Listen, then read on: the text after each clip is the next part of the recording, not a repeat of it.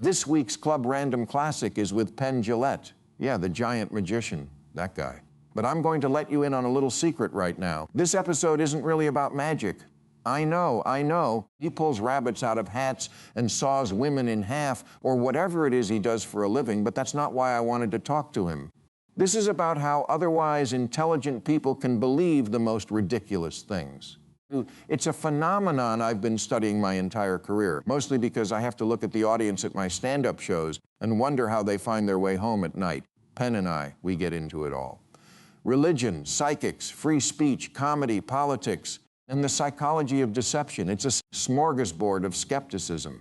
We agree on a few things, we disagree on a few, and as usual, that's exactly when the conversation gets interesting. It's funny, it's provocative, and it's one of those episodes that feels even more relevant now than when we first recorded it. Check out this Club Random Classic with Penn Jillette. So Penn walks into the club, and I'm standing there waiting for him. "Oh, look at you standing," I say. Good to see the guy upright, but I have to be honest, the first thing that hits me is the physical transformation. "You look like you lost a lot of weight," I tell him. He just shrugs that massive frame of his and goes, "Only about 120 pounds. Really?" I'm stunned. "Yeah. And I know it wasn't as epic," he says, deflecting. No, it wasn't. I'm not a big fan of that," I admit. Rapid weight loss always makes me nervous. But he tells me it's been a sustained thing. I mean, I just haven't seen you often. It's been like 9 years I've been down, he says. "Really?" "Yeah." "Oh my God," I say. And then he hits me with the plot twist. And also, that brought me around to a point of view of yours that I thought I would never share. I love when this happens. "Oh, good," I say, rubbing my hands together mentally, which is, Penn Jillette continues, "It brought me around to being I'm afraid I'm a pretty hardcore vegan now, have been for 9 years. Now, let the record show. I am not a vegan. I'm not a vegan," I tell him flatly. "I know," he says, "but here's what happened. You see, but I'm an animal rights, a medical skeptic." I interject, trying to establish my own bona fides. "Well, animal rights, yes, but also a medical skeptic in the broad sense." Penn explains his journey. "I started out stopping animal products for my health, and it turns out I don't know. I cut in. I don't agree with that. I have to put my foot down here. The health claims of veganism are where I get off the train." "You don't either?" he asks, surprised. "I'm not sure," I clarify. "I think the science is completely out on that. I mean, the science may very well be that people, or some people, need to be adapted to animal protein. That may be the case. And listen, I know that's not what PETA wants to hear, and I love my friends at PETA. I do, God bless them. They're out there fighting the good fight. But I'm sorry. The truth always comes first. And the science is out on that." Penn sighs. He knows the score. Yeah, and I've heard many doctors say, all my patients are vegetarians. They don't look good." Now, I have to push back a little. I disagree with that because I know vegetarians who do look fine. Yeah, but I'm not sure, he hedges. I'm not sure you do. But I'll give you that but what I was saying was, Penn gets back on track. What's really interesting is when you give up having to resolve your cognitive dissonance with factory farming and so on. Yes, I agree wholeheartedly. This is the core of it. Once you no longer have to do that, right? I agree. It's one of those things that I don't think you can find a person that'll do anything. I don't think you can find reasonable people who would go into a factory farm and say, "I feel good about this. This is the way we should be." He's absolutely right. No reasonable person can walk through a factory farm and feel okay about it. But I counter, but there are definitely people who, even if they saw it, wouldn't care that much because that's different. It's different. Penn tries to parse it. I mean, there are some people, I always compare it to me and babies. Not that I would ever want to hurt a baby, but like, you can show me humans. In fact, babies, you like in a movie and bad things are happening to them, it won't actually make me cry. But an animal, yeah, I nod. I know exactly what he means. It's just some people are fur people, and I believe that's a cultural thing, how we start to function that way. I'm not sure that's built in. Penn disagrees. Yeah. Oh, I don't know about that. A cultural thing to just have a thing for animals? I think our culture is moving in that direction. What culture hates animals? I ask, genuinely curious. "Well, you would say America," he says, with a wry smile. I laugh. "America? Well, yeah, but not like, mostly because they're more like I trail off. But then I hit the real point. You're right about the fact that if most people saw it, they would be appalled, but they just want to do out of sight, out of mind. It's one of the amazing things about freedom of speech in this country. You can't show the inside of a slaughterhouse. A gag rule. Yes. How does that happen?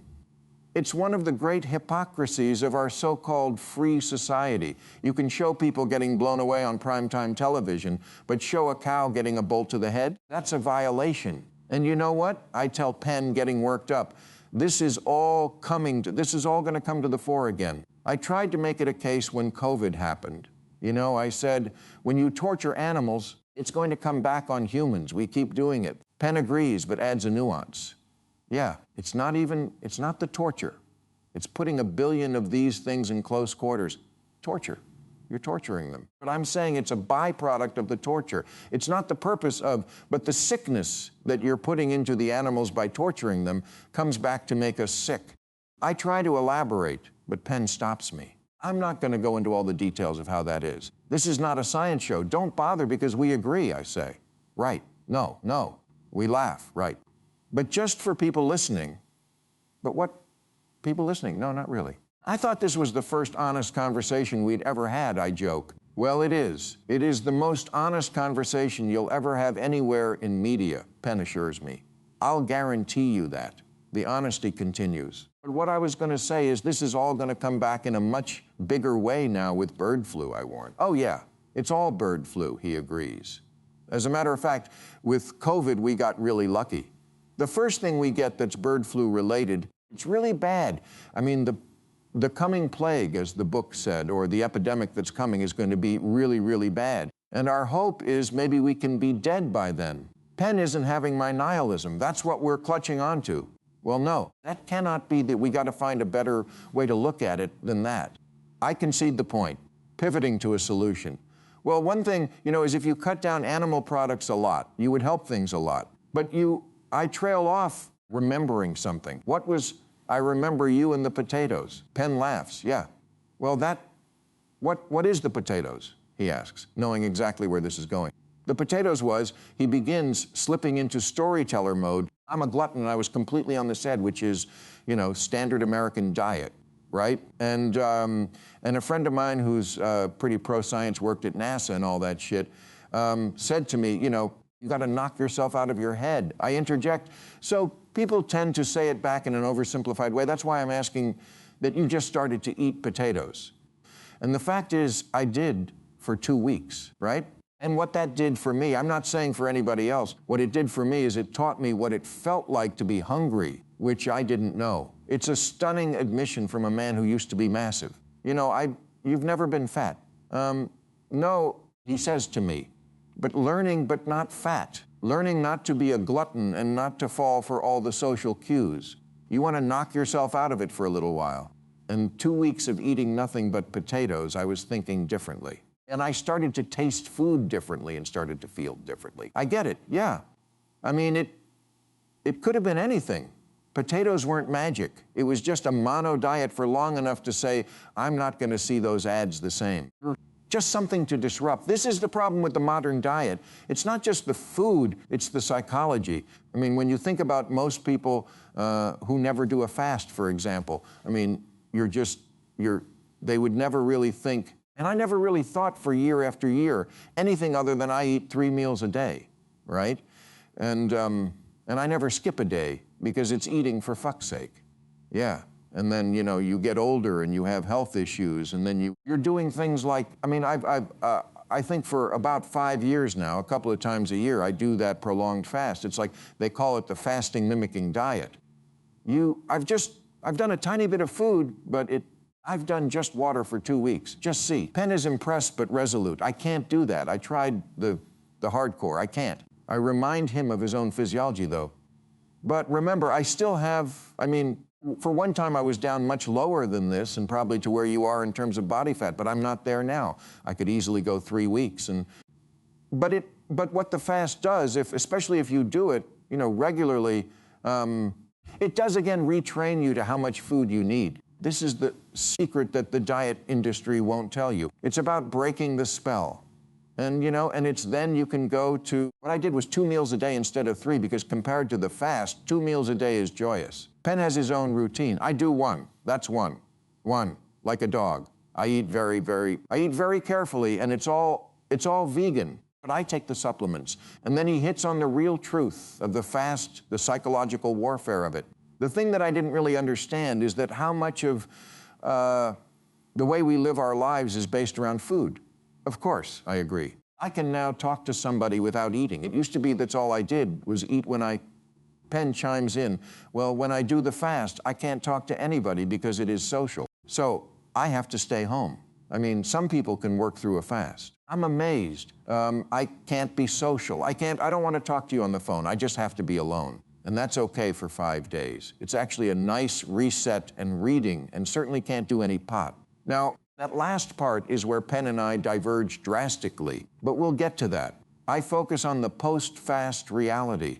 When you come back from doing a fast and you go into Hollywood meetings and it's 10 and they have bagels and donuts, and you say, who's hungry right now? Why do they have this food? Who came to the meeting going, wow, I'm wicked hungry?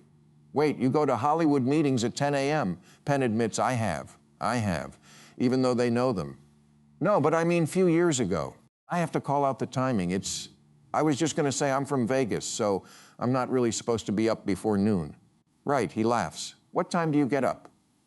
I usually get up actually about 10, 9 or 10, because I go to sleep about 2. I tell him this transitions us nicely into Vegas. So how many years have you been at the Rio? I ask. Penn sits up a little straighter. I should interject here because you might be interested. The longest running headliners in Vegas history. Fuck you. Sinatra. We have now gone, I only said that because he's dead. 23 years we've been playing conveniently named Penn and Teller Theater, right? It's an insane milestone. 23 years in a town that eats axe for breakfast. I've been to, did you remember that I did a trick with you guys? I ask, yeah. What was that for? Penn asks, genuinely trying to recall. I never, it's funny because, I don't know what year this is. I'm guessing the 90s. Yep, okay. Would have been on Sin City Spectacular. Okay. And we called in a favor. Penn remembers. I remember I was happy to do it. I was honored, I say, and I mean it. The name of the trick was Blood from a Stone. Penn says the moment he says it, the memory clicks. Oh yeah, with the hand. And I remember into the hand, the razor into the hand, yeah. Penn tries to clarify the trick. No, there was a stone, yeah. But it turned into a faux expose that had people cutting their hand. I don't specifically remember that. I don't remember much. Of course, it's the 90s. I'm a pothead, I admit with zero shame. Well, but what I do remember, I say, pointing a finger at him, I remembered the name of the trick, Blood from a Stone. And I also remember afterwards thinking, oh my God, that's so cheap when you get up close to it. Penn bursts out laughing. Well, thank you. No, I'm serious. I continue. Like, really? This is what's fooling all these people. It was just like a magic shop rock that, yeah, that was the first part. There was a second part we paid off. Okay, you were the setup. Oh, I was the setup, yeah. Okay, there was a payoff later. Penn reveals, well, that makes me feel slightly less cynical about the magic shop rock. But it leads us into a discussion about the sheer volume of their work. We do fool us. So we have to come up with 20 new tricks a year, right? And most magicians do 25 in their lives. So we are writing a lot of material, and it's really fun. I'm envious of that creative churn. I bet you that's fun because that's new. What I can't wrap my mind around is the amount of shows you do. Like, I couldn't do that. Like, we do a lot of shows. Do you do 2 a night? No, not anymore. We also go on the road, he says. How many weeks a year? I ask, dreading the answer. Well, 52 if you count on the road. Like, for instance, next year, my jaw drops. What? You never take a week off? No. Next year, we'll be doing, oh my God, Australia and England. It's the 50th anniversary. Oh my goodness. I mutter. The man is a machine, but I take a day or 2 off every 2 or 3 years. I just love to work, Penn says, as if that explains away what is clearly a psychological compulsion. Humans are so different. I marvel. Yeah. You're not bored if you're doing the same act? I don't do the same act. We do different stuff on the road than we do in Vegas. We put different tricks in. So from Thursday to Friday, it's a different show. This week it will be way different. Yeah, from Thursday to Friday. But you just happened to get lucky on that question," he adds with a sly grin. He goes on to tell me about the best living magician, a man named Juan Tamariz from Spain. They have a bit in the show called The Spanish, which they wrote with a great Spanish magician named Homigo, a student of Tamariz. They were going to pull that bit out to put new stuff in. But Juan is coming from Madrid to see the show, so they're keeping it in just for him. That may be unprofessional to say tonight's show is for this guy, Penn admits. I love the honesty. But I have to ask about his partner. And your partner feels the same way about all this work? Are you dragging him? No, he's happy to do it too. Yeah, we intend to die in office, Penn says with absolute conviction. We have no plans of retiring. I mean, Teller is 7 years older than me. So I am, 69, and he's 76 doubly 3 score. I repeat, seizing the linguistic baton. Now for the kids out there, I look directly at the imaginary audience. I can only explain this to you in terms of the Gettysburg Address. Kids, you remember 77 years ago? That's 87 years. That was the time from the American Revolution to the Gettysburg Address. Score means a period of 20 years, and only people who are 3 score or older would ever use it, and certainly not to get laid. Penn chuckles. But no, but you're married, right? But I believe we're married. I've been married, 20 years, 20, a score. The man speaks in scores. We have two children who are 19 and 18. This is where Penn and I hit the great philosophical divide of our era. I have to ask the essential question, do you like them? I do. Okay, I do, and that's fortunate. Although I will tell you that there isn't a study that will tell you that I'm happier than you because of having children. I jump on this. Wait, they all say the opposite. What do the studies say? That you're happier if you have children? No. Oh, that if you don't. Yeah, this is the great open secret of parenting. The data is in, and the data says, don't do it. But we never talk about it because of this bizarre societal taboo. Well, first of all, it's so stupid because we're all individuals, I argue. What makes me happy isn't what makes you happy. So we're comparing apples with not even another type of fruit. Penn looks at me with a mock indignant grin. What'd you call me? I laugh. Well, again, I've heard rumors. Yeah, well, they're all true. Right. I decide to probe into his sobriety next, a lifestyle choice that is utterly baffling to me. What were you like a gay when I'm drunk kind of guy? His response is classic Penn. I've never been drunk. You know that.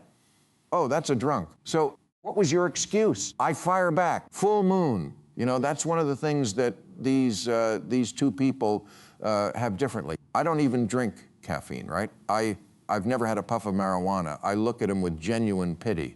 I don't think that's true for you. Well, you're going to get one tonight, I assure him, gesturing to the joint in my hand. The very idea of a 69-year-old man who has never had a puff of weed is like meeting a unicorn, a very tall, very sober unicorn. And, I don't drink alcohol, but I have had, what they referred to as medicinal drugs like morphine and stuff when I was wicked sick. And I got to tell you, I really enjoyed it. Morphine, of course, I say. Of course he liked the morphine. It's the one drug that breaks through that ironclad sobriety. And a matter of fact, it's opium. You know Trey Parker? Penn asks. Well, now I don't know him, but I know who he is, I clarify. Well, Trey used to say, probably still does, because I haven't talked to him in a while, that my biggest flaw was never being high. You personally? Oh, I see. Yeah. So he said he wanted to be moving, but I was high. So I had gone to the dentist, and they had made a mistake and given me much more than they should have of like some powerful painkiller. Good for them. So I said to my wife, I said, call Trey Parker.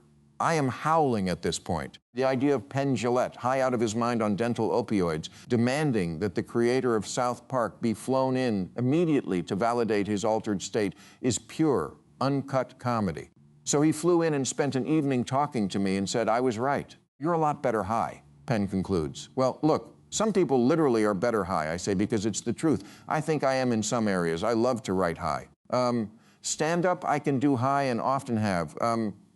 That someone went into their home and their furniture moved. Why are you giving an explanation? Why aren't you stopping it? I don't know. I am saying I don't know. Okay, then we're done. Right. Oh, when you say people have seen ghosts, you're making this jump. Well, they have some sort of experience. It's not, sometimes it is visual, but I've certainly have heard it more to be like something like a brief brush. I tell him about a friend who had a ghost experience. I mean, I know someone who once said they moved into an apartment and they would feel this odd, and it wasn't, and very often these presences don't seem to be particularly malevolent. They just live there. And she said one day she just went, "Get the fuck out of here." And she yelled at the ghost and she never felt it again. But I don't know. This is where Penn gets precise, and it's why I love talking to him. He doesn't let sloppy language slide. He doesn't let assumptions pass unchallenged. He treats ideas the way a surgeon treats a body, with cold, clinical precision. But see, the problem is your question contains the assumption. If you say to me, someone was feeling something rubbing against their head, they felt when they moved into this apartment, they felt it over and over again. They yelled, "Get the fuck out of here." And you say, "Why did that happen?" And I say, "I don't know. You're the one who said that was a ghost thing." I laugh because he's got me. I'm just saying, let's call it phenomenon. No, let's call it, there's a phenomenon that the vernacular would be ghost, some sort of spirit, some sort of something. I personally have never experienced any.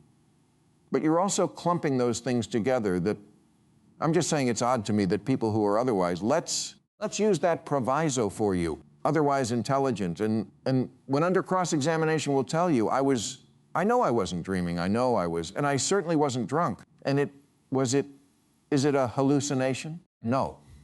There's nothing we don't know. Penn nods, and for a moment we're in complete agreement. There's nothing you're saying that I disagree with even slightly. And if you say, "Can you explain these?" my answer is no. If you say, "Can anyone explain this?" my answer is no. Right? My only moment is when you say, "Well, then it was a ghost." How about you say, "Well, then we don't know. Be a ghost. That's all I know." Okay, I say, accepting the correction. When I go, I don't know if I want to be cremated because, you know, if they just keep your something around, they could maybe bring you back with AI in the future, you know? Not that maybe that wouldn't be, Penn jumps on this.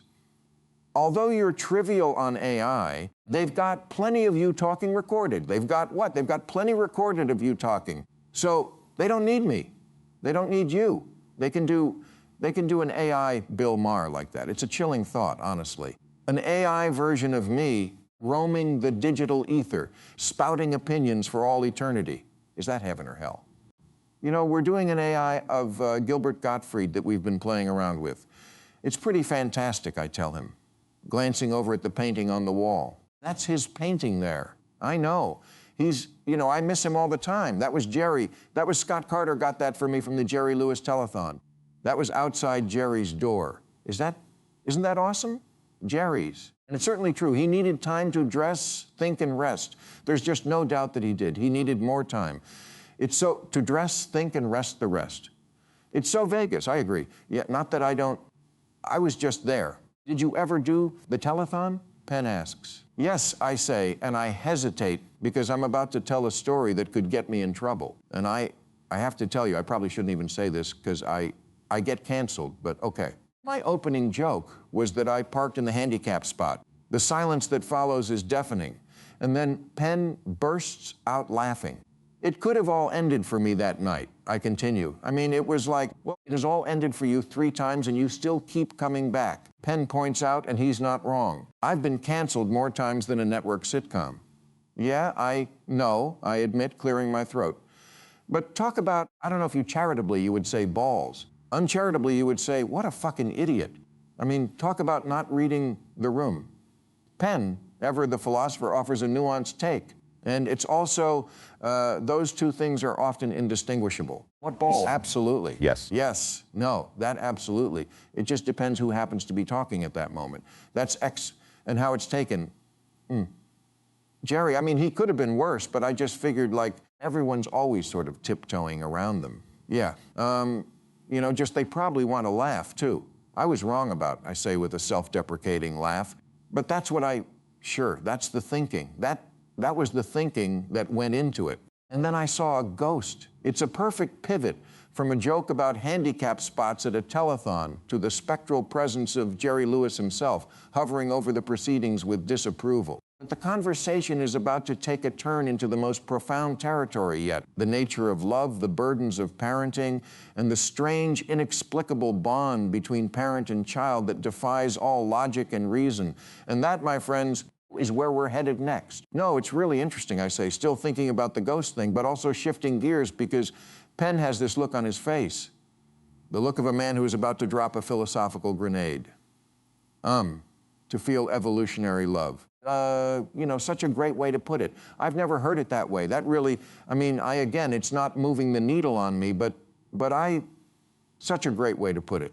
And I mean it. I've heard every possible justification for breeding. It's a blessing, it's a miracle, it's fulfilling, blah, blah, blah. But evolutionary love, that's a cold, hard, biological truth. It strips away the sentimentality and gets right down to the brass tacks of why we don't just leave these helpless, screaming larvae on a hillside for the wolves. There's no reason you need to, Penn says, completely understanding my position. Evolutionary love, right? You are. It's not a decision. I get it.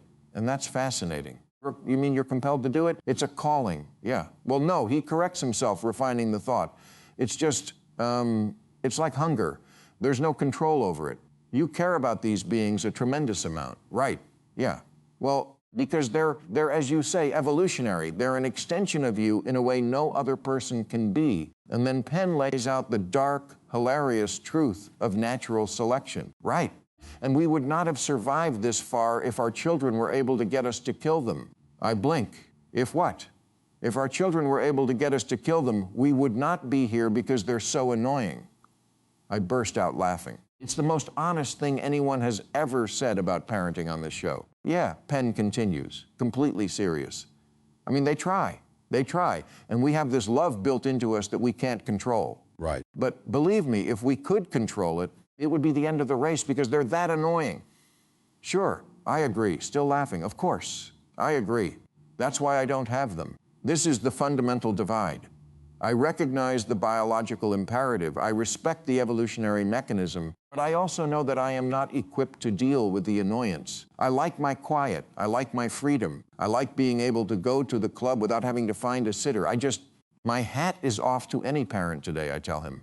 Really? Because I think it's never been harder because you're not allowed to boss them around the way and you should be able to boss around children because they're children, because they're just stupid. Like, this is the great modern heresy. Acknowledging that children are in fact stupid. They don't know anything. They think the refrigerator light stays on when you close the door. They think if they cover their eyes, you can't see them. They are essentially drunk, tiny sociopaths who need to be civilized, and the modern approach of negotiating with them like they're little adults is a recipe for disaster. Well, I'll just tell you. Penn says, leaning in with the confidence of a man who has navigated the minefield of raising two of these creatures, if you want really clear advice on raising children, you have to talk to someone who doesn't have children.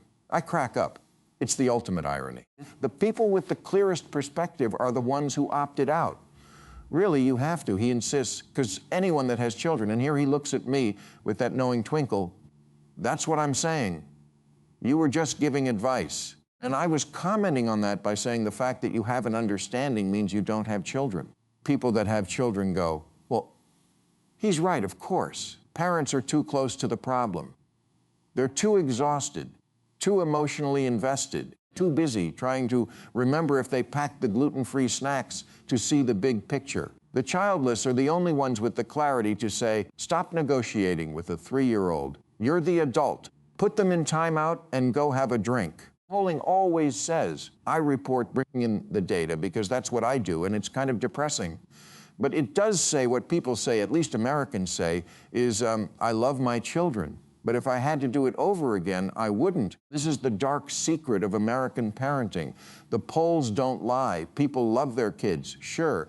But if given a time machine, a significant number of them would go back and choose a different adventure. I mean, there's no doubt about it. It's a very, very complex situation. Penn admits. I think that's more of a comment on Americans I offer because I think it is. We are uniquely unsuited for sacrifice in this country. You know, we are such a successful civilization for all the problems we have and the complaining that goes on. And I understand a lot of it, but a lot of it is just a lack of historical perspective and how bad things could be, how much worse they were for almost everybody who ever lived. We are the most comfortable people in the history of the world, and yet we complain the loudest. We have air conditioning and Uber Eats and orthodontics, and we act like a minor inconvenience is a violation of our human rights. Well, you just fell into that trap when you said it's harder to raise children now. Penn shoots back, catching me in my own contradiction. It was harder with polio, I concede. It was, but harder in the sense that people just expected it to be hard. And now people have children. They're like, oh my God, I can't go to the club. I've got this mewling brat that I have to take care of. Bingo. That's the issue. It's not that parenting is objectively harder now. It's that our expectations are out of whack. We expect parenting to be compatible with our brunch plans and our yoga schedules, and when it isn't, we feel cheated. I think a lot of it is that life got so cushy, I say, and children interrupt that. Children do interrupt that. It's interesting that you have this complete love, and yet it's a difficult task. It's a very difficult task. Penn agrees. It is, and you've made the decision for whatever reason that you want to take on this task, and that responsibility is overwhelming and crushing. And I think that when you start to realize that you're going to have moments, especially when the pollster is interrupting you, going, yeah, I wish I didn't have you, that little fuck, I lose it. The image of a parent, mid-breakdown, being interrupted by a Gallup poll worker and just unloading on them is pure, uncut Americana. You know, Penn says, smiling through the pain, because there's a lot of parenting that is spent going, right? I'm sure there is. And that's okay, you know. We choose all the time to have life experiences that, so you must feel awesome now, I say, because you're almost at the end of I'm thinking he's got a 19 and an 18-year-old. The finish line is in sight. The nest is about to be empty. Freedom is just over the horizon. Well, no, I have friends who have children that are 40 years old and it's still hard, you know. Well, that's bad parenting then. I shoot back without missing a beat. If your 40-year-old kid is still making your life hard, you failed at the bossing them around phase. Yeah, you got to prepare them, Penn says, laughing. But here's the thing, Bill, this was an argument. One of the things that Americans have done is turned having children into a narcissistic experience. Because you think even when you said that's bad parenting, my responsibility for my children is keeping them alive, feeding them and loving them. Beyond that, I have very little control. This is a radical statement in our modern hyper-parenting culture. We've been sold this idea that if you just read the right books, buy the right organic kale, and get them into the right Mandarin immersion preschool, you can engineer a perfect outcome. Penn is saying the opposite. He's saying you're mostly just a meat shield, keeping them from walking into traffic until they're old enough to make their own mistakes. This argument, Penn continues, it's poetic. It's not a deep intellectual argument. This argument changed my whole view on everything. He pauses for dramatic effect. If parents are so important to their children, why don't immigrants' children have accents? The room stops. I look at him. I look at the ceiling.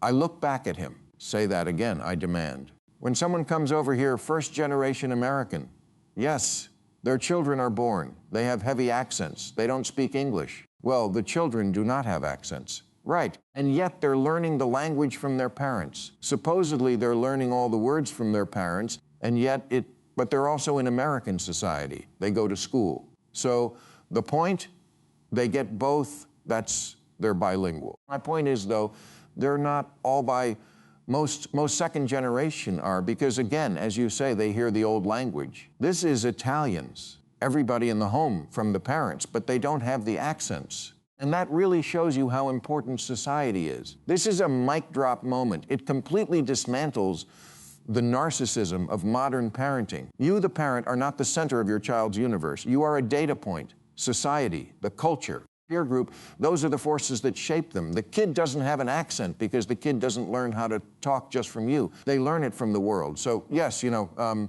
they did a lot of information on Dylan. Klebold, Colorado. Oh, the school shooters, trench coat murders in Columbine, the very first school shooting. Yeah, not actually, but yes, the one we know about and the one we talk about. And they've done a lot of research, and those parents were really good. They're really good. This is a jarring pivot. We've gone from the funny linguistic observation about accents to the darkest subject imaginable. But it makes sense in Penn's logic. If parents aren't as powerful as we think they are, then we have to stop blaming them for everything. Everything we heard about the Columbine school shooting was wrong at first. Yeah. Like they were not unpopular, right? You know that? It's much more of a befuddlement why they did that. This is the terrifying truth. It wasn't the simple narrative of the outcast geeks striking back at the jocks. It was weirder, more complex, and ultimately more unsettling because it defies easy explanation. Well, that's the fact is, anyone that says anything about school shooters we know is lying because we don't have enough data points, I argue. If you have 100 people out of a sample of 350 million, you can't know anything. We try to profile these kids to find the warning signs, to build a matrix of risk factors, but the truth is, we're just guessing. The sample size is too small, and the human brain is too complex. The brain is just not in a good place when you're that age, Penn observes. It's amazing more shit doesn't happen. He's right. Given the hormonal volatility, the social pressure, the constant bombardment of information and imagery, it's a miracle that more teenagers don't go off the rails in the most horrific way possible. I'll tell you something, I say, falling back on my stand-up instincts to find the grim humor in the darkness. You're so stupid. And that, I think, is just what that is. They just, weren't really like thinking ahead. It's not a deep psychological insight, but it's an accurate one. The part of the brain responsible for long-term consequence assessment isn't fully formed until your mid-20s. That's not an excuse, it's just a biological fact. It is amazing. And women, of course, much better at this. Like, the difference between a woman of 19, 20, 21, and 25 is night and day. And believe me, I know. I've done extensive research on this. Penn laughs, and I let the joke land. It's a classic Maher bit, the old Lek leaning on the scientific fact of female maturation to justify his dating history. Whereas for a man, 20 to 25, almost the same idiot. Almost. And even up to much higher years. I hate to admit, yeah. But true. It's the one area where women have a distinct biological advantage. They get their act together sooner. Men just keep stumbling around, making the same mistakes, just with better credit scores and more expensive cars. And we can also speak not only of statistics, but also of personal experience, I say, opening the door for Penn to share. Oh, Penn pauses. He looks at me, and for a moment, the giant, loud, confident magician looks like a kid himself. He's about to say something, maybe about his own misspent youth, maybe about the stupid things he did when his brain wasn't fully formed, but the thought hangs there, unfinished. The room is quiet. The joint has burned down to my fingers. The ice has melted in the glasses. We've covered veganism and fasting, libertarianism and marriage, psychics and ghosts, evolutionary love, and the Columbine massacre. We've laughed, we've argued, we've agreed, we've disagreed. It's been the kind of conversation that you can only have at Club Random, where the only rule is that there are no rules, and the only thing you can't be is boring. And as I sit here, looking across the table at this man who has spent his life trying to figure out how people get fooled, I realize that the biggest mystery isn't how a psychic guesses a name on a whiteboard. The biggest mystery isn't why people believe in ghosts. The biggest mystery is how any of us get through this life without completely losing our minds. We're all just trying to figure it out. Some of us do it with magic tricks. Some of us do it with stand-up comedy. Some of us do it by eating nothing but potatoes for 2 weeks, but the goal is the same, to make sense of the absurdity, to find some small measure of truth in a world that seems determined to deceive us at every turn. And maybe that's the real trick. Not the trick of the whiteboard or the trick of the fake rock, but the trick of getting up every morning and choosing to engage with the world, even when it's maddening, even when it's heartbreaking, even when it makes you want to turn off the news and never look at it again, because the alternative is sitting in the dark, talking to ghosts, and waiting for a text from Lawrence O'Donnell to tell you it's time to vote. And where's the fun in that?